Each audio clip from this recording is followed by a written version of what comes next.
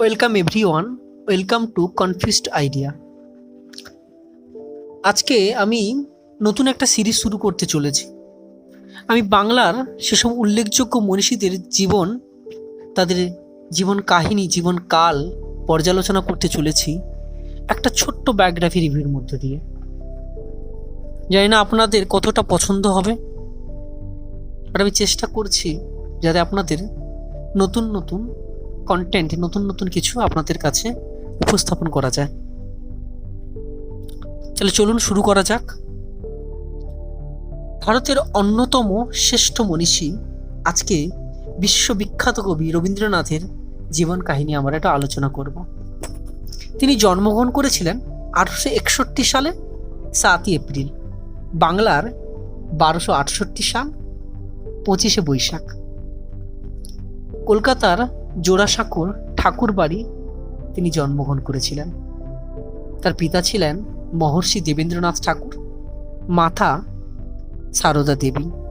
সেকালের জমিদার পরিবার হলেও ঠাকুর বাড়ি শিক্ষা, সংস্কৃতি চর্চার দিক থেকে অনেক এগিয়ে ছিল। পড়াশোনার ক্ষেত্রে শুধু পড়াশোনাতেই সীমাবদ্ধ ছিল না, তাছাড়াও সঙ্গীত, অভিনয়, ছবি আঁকা, শরীরচর্চা এসবের মধ্য দিয়েই এই পরিবারের শিশুদের জীবন শুরু হতো। তবে এই বিশাল পরিবারে পুরুষ, মহিলা এবং ছোটদের জন্য নির্দিষ্ট ছিল ভিন্ন ভিন্ন জগৎ। বিশেষ করে ছোটদের চলতে হতো কঠোর অনুশাসনের মধ্যে। তাদের দেখাশোনার ভার থাকতো পারিবারিক ভৃত্যকুলের হাতে। অবশ্য অভিভাবকদের নজরদারি থাকতো সর্বত্র। রবীন্দ্রনাথের ছোটবেলাও কেটেছে ভৃত্যকুলের হাতে। তাদের পাহারাতেই তার মনোবিকাশের শুরু হয়েছিল। তিনি শৈশব থেকে কৈশোরে উত্তীর্ণ হয়েছিলেন এদের মধ্যে থেকেই। পরবর্তী জীবনে তিনি বিভিন্ন বিষয়ে বিশেষজ্ঞ বা পটু এই ভৃত্যদের নিয়ে নানা প্রবন্ধ লিখেছেন, যা বাংলার সাহিত্যের সম্পদ হয়ে আছে।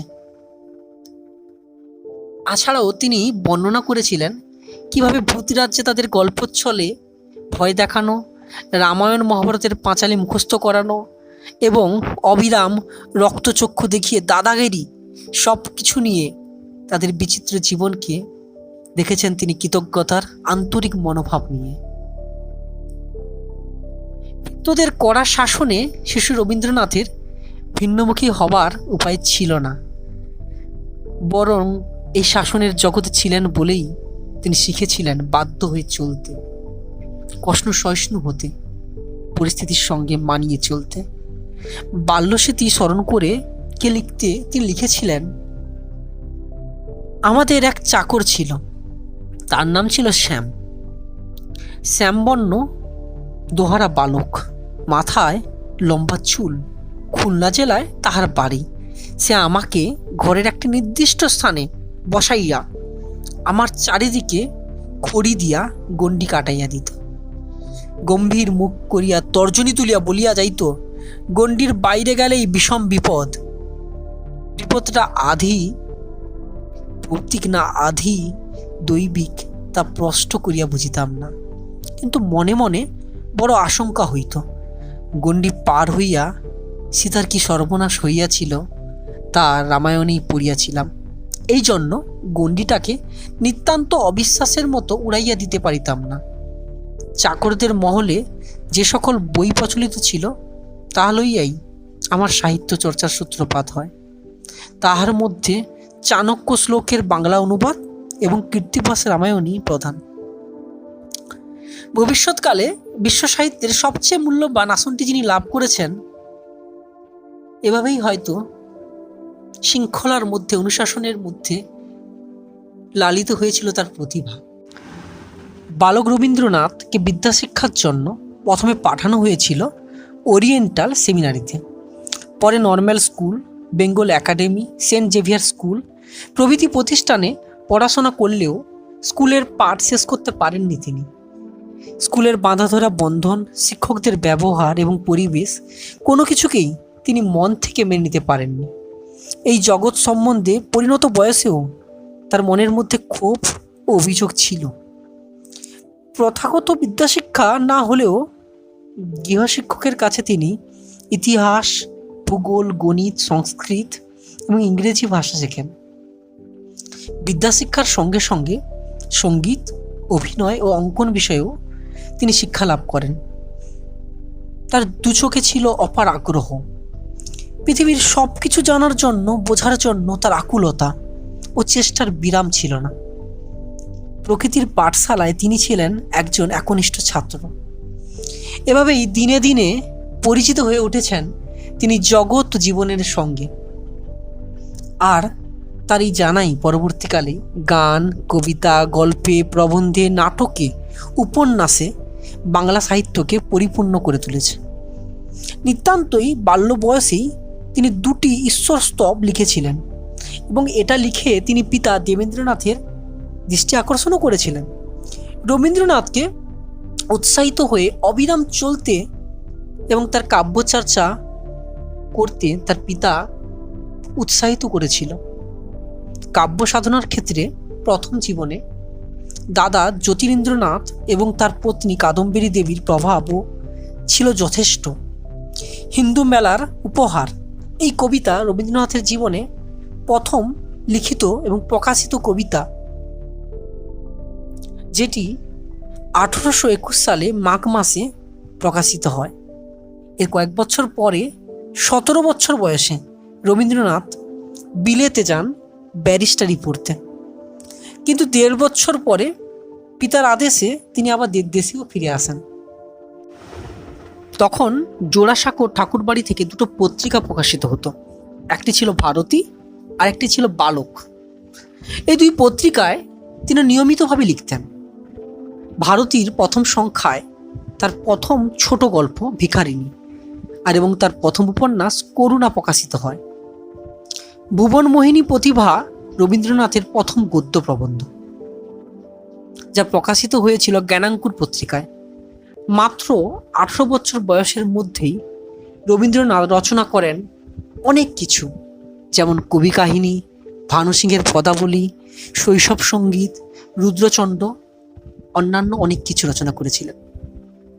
রবীন্দ্রনাথের অভিনয় জীবনে হাতেখড়ি হয় যখন তিনি বিলেত থেকে সবে ফিরেছিলেন।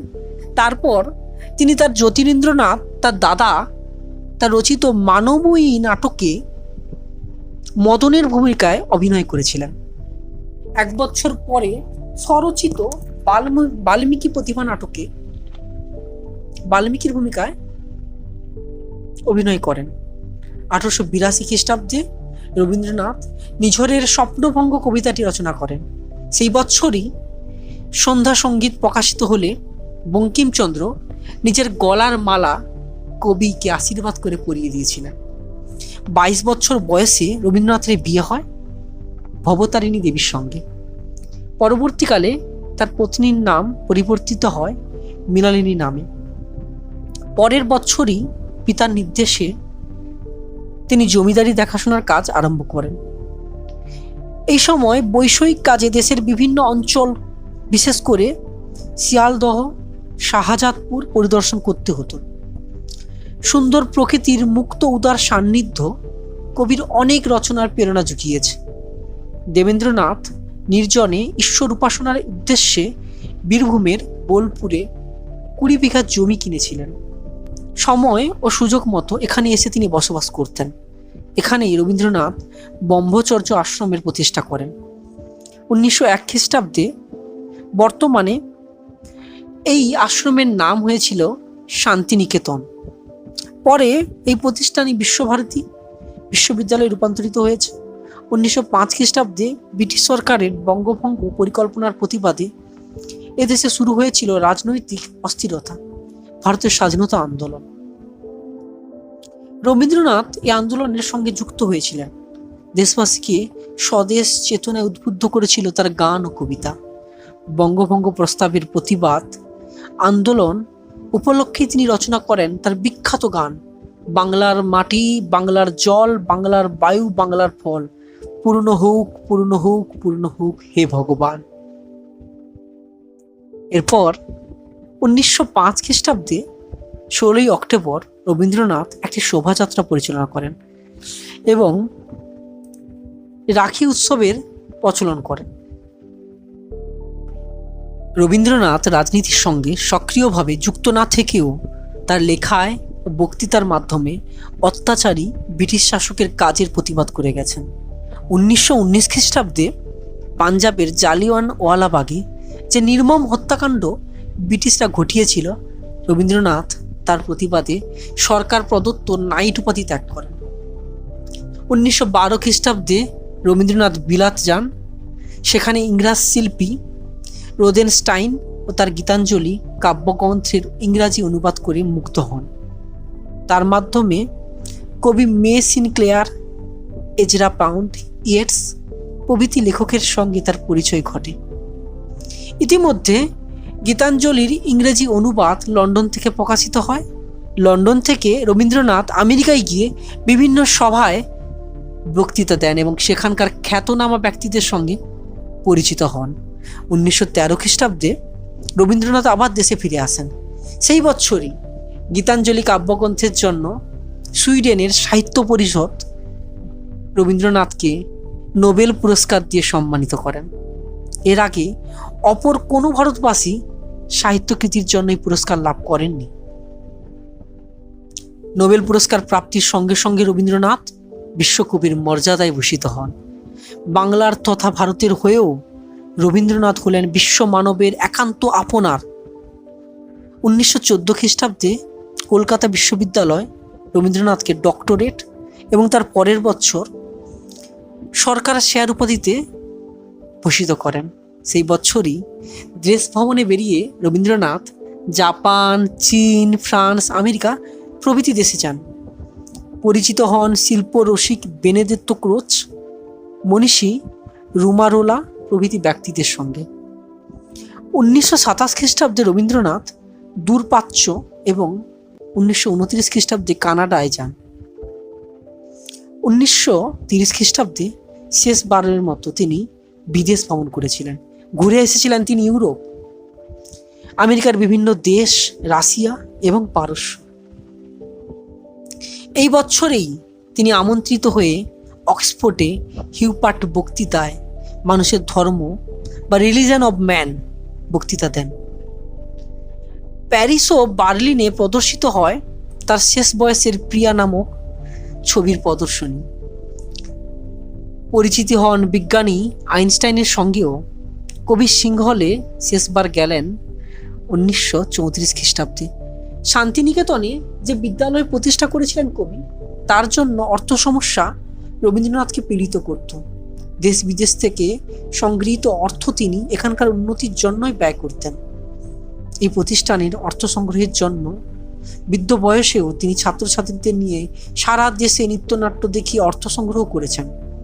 এই সময় তার স্বাস্থ্যের কথা বিবেচনা করে গান্ধীজি 1936 খ্রিস্টাব্দে তাকে 60,000 টাকা সাহায্য করেছিলেন। 70 বছর বয়সে কবিকে সম্বর্ধনা দেওয়া হয়। সভায় কবি বলেন, একটি মাত্র পরিচয় আছে আমার, সে আর কিছু নয়, আমি শুধুমাত্র কবি। এই উপলক্ষে কবিকে the golden book of Tagore নামে একটি দুর্লভ রচনা সম্বলিত গ্রন্থ উপহার দেওয়া হয়। 1937 খ্রিস্টাব্দে কলকাতা বিশ্ববিদ্যালয়ে সমাবর্তন উৎসবে ভাষণ দিতে গিয়ে কবি আহত হন। কবি বাংলা ভাষায় বক্তৃতা করেন। বিশ্ববিদ্যালয় তাকে পুনরায় ডিলিট উপাধিতে ভূষিত করেন। অক্সফোর্ড বিশ্ববিদ্যালয়েও 1940 খ্রিস্টাব্দে শান্তিনিকেতনে এক অনুষ্ঠানের মাধ্যমে কবিকে ডক্টরেট উপাধি প্রদান করেন। এই ছিল পৃথিবীর মানুষের কাছে তার শেষ সম্মান লাভ। 1941 খ্রিস্টাব্দে তার শেষ জন্মদিনে তিনি পাঠ করলেন সভ্যতার সংকট প্রবন্ধ। অবশেষে 1941 খ্রিস্টাব্দে 7ই অগাস্ট মাঘের সূর্য গেল উত্তরায়ণে। অজস্র উপন্যাস, কবিতা, গান, নাটক, ছোট গল্প, প্রবন্ধ, গীতিনাট্য, রম্য রচনা, চিঠি এবং এই ছবির রচয়িতা রবীন্দ্রনাথ কাব্য সাধনার যে তিনি একটি নতুন পালা শুরু করেছিলেন, সেই পালার অবসান ঘটল। তিনি একমাত্র কবি যার দুটো গান ভারত ও বাংলাদেশের জাতীয় সঙ্গীত রূপে গৃহীত হয়েছে। নমস্কার সবাইকে। আপনাদের সামনে রবীন্দ্রনাথের জীবনের কিছুটা দিক আমি তুলে ধরেছি। আপনাদের যদি ভিডিওটি ভালো লাগে, লাইক করুন, শেয়ার করুন, সাবস্ক্রাইব করুন।